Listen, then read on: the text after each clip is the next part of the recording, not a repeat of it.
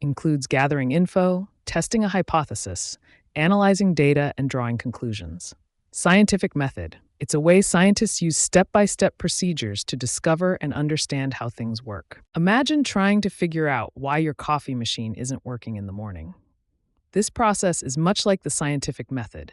You start by gathering information, such as checking if it's plugged in or if there's water in it.